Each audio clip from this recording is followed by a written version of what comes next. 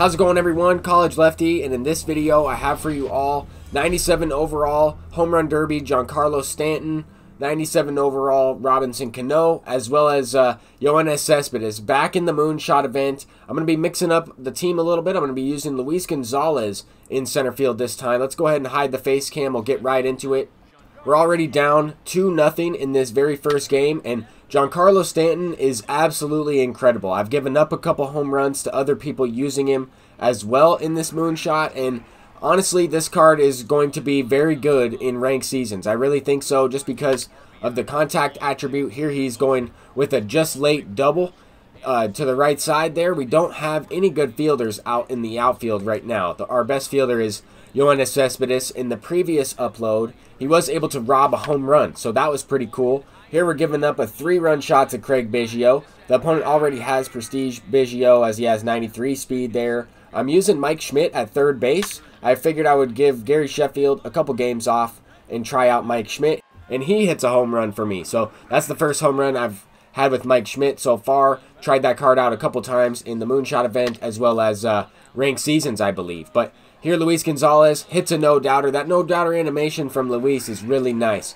I like that one. He kind of just hits it and is going to first base all in one motion with the one-handed finish. It is looking pretty nice. Look at the range on Luis Gonzalez on this play right here. He's able to track this one down all the way to the warning track. Luckily did not give up a 3-run shot there to Correa to increase his lead to 4 runs. So we're down 1. We have Craig Biggio up. He walked Yoenis Cespedes to start off the inning, and we hit a 2-run shot to walk it off. So that was pretty cool. Great finish to that game there, getting a couple RBIs with Craig Biggio and working on progressing that card, working on his prestige. Here we're going to go ahead and hop into another one. This opponent has Stanton, Cano, and Cespedes, all 3 of the rare rounds as well.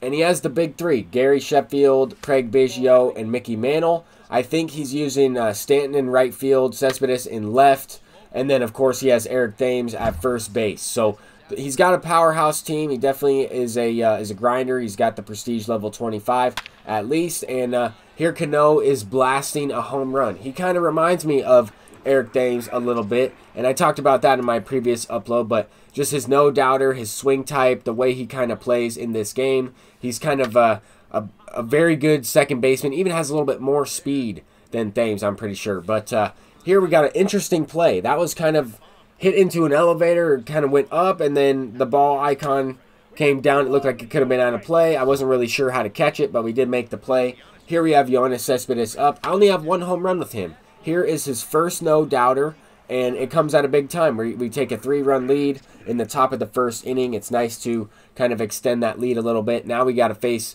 Gary Sheffield, his 3-hole hitter, and he hits that one foul. That one was a pretty good hit below the zone. I would have loved for him to roll that over to the third baseman. We could get out of the inning, but he hits a solo shot, and it is what it is. Sometimes you just hang the pitch right down the middle, especially in the moonshot event, and that's one of the reasons why I'm playing the moonshot event, so that way I can kind of grind out some of these cards, try out some new guys, and use all of the content that SDS has been releasing into the game. I like using these Face of the Franchise Legends, grinding out these prestige cards. Here we have Dave Parker up, and finally hit a no-doubter with Dave Parker. A few games in, I'm only hitting like $150 with him, but I think that for the most part, it's me and his swing type, the way I'm timing it up. I just missed a couple pitches up in the zone, very hittable pitches, but I just miss it. I think with the higher contact attributes, these 97 overalls are significantly better than Luis Gonzalez, than Jason Giambi, and Dave Parker. I'm really curious to see who we're going to get tomorrow. I'm excited to see who's going to be in that pack, as well as how much these cards are going to adjust in the marketplace and how much that collection is ultimately going to cost. I really want that Griffey. I wish I could get him right now and try him in this moonshot event, but we'll have to wait until tomorrow morning to get on that. But here Gary Sheffield sends out a 3-run shot. He actually walked the very first 2 batters of the game, or at least a couple guys leading up to that Gary Sheffield at bat. Here Luis Gonzalez isn't hitting a no-doubter, but that one is smashed out on a fastball up in the zone. I was looking for it. He kept going to that pitch, and I would expect him to go back to it once again. Here he goes Fastball up in the zone, and we blast it out with Robinson Cano. Robinson Cano already a handful of home runs in a handful of games. It seems like he's hit one in every game so far, as well as Stanton. It just seems to be the case. If I had to sell one,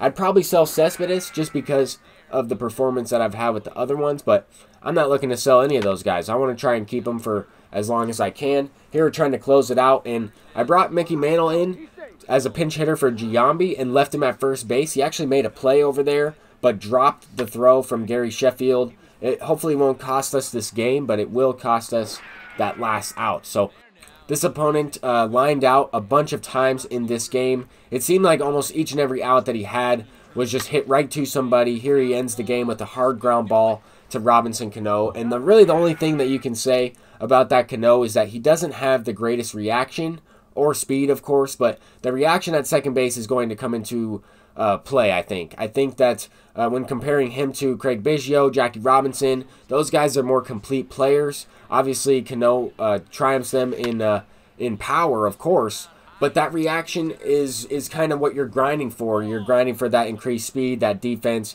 with those other cards. The Cano is a really good option at second base, especially if you're looking for a power hitter, if you're looking for a left-handed bat.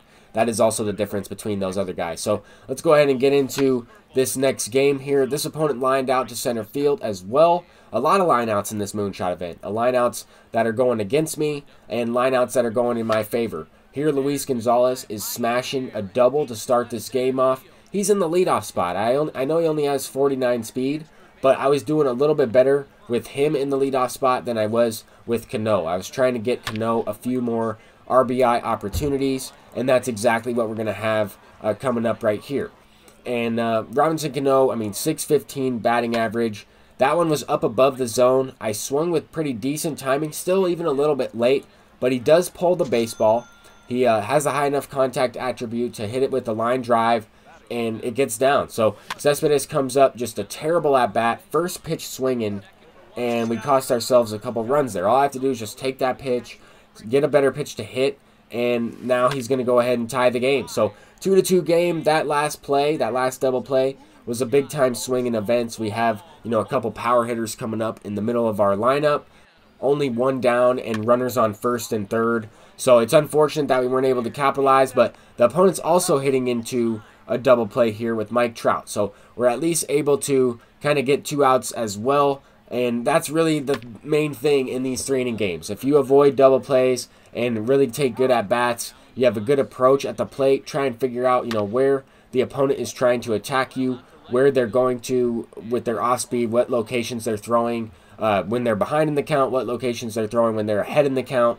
But little things like that are important to pick up as you're kind of playing the event or even ranked seasons. You'll have a lot more innings and a lot more pitches to kind of determine what your opponent is doing on the defensive side when you're playing ranked seasons in those 9-inning games, of course. But here David Parker smacks a base hit to the left side. I had a great opportunity to take the lead with Mickey Mantle the previous at-bat as he was my pinch hitter for Barry Larkin, but we were able to at least get the bases loaded. Similar situation to the one where we had Yoenis Cespedes up and hit into a double play. Same type of thing here. I had a little bit of a better at-bat. I got a better pitch to hit, a fastball away, but I missed it. Now the opponent just takes the lead, one swing of the bat, and he goes up a run in the top of the third, putting the pressure on us in the bottom of the third. But we still got to get the last 2 outs here. Throw a hanging slider with Melvin Adon to Harmon Killebrew. Harmon Killebrew is an absolute beast. Whether I'm facing him, whether I'm hitting with him, he just seems to hit no doubters, hits the ball hard every single time.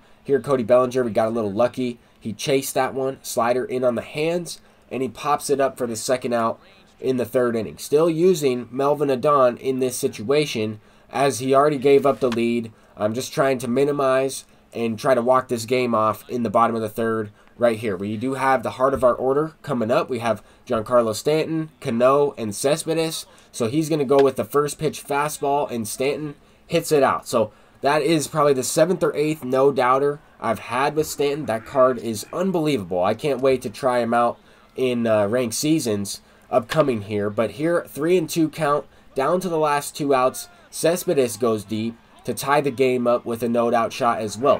122 power against lefties. Only 80-something contact, mid-80s contact, but that is good enough.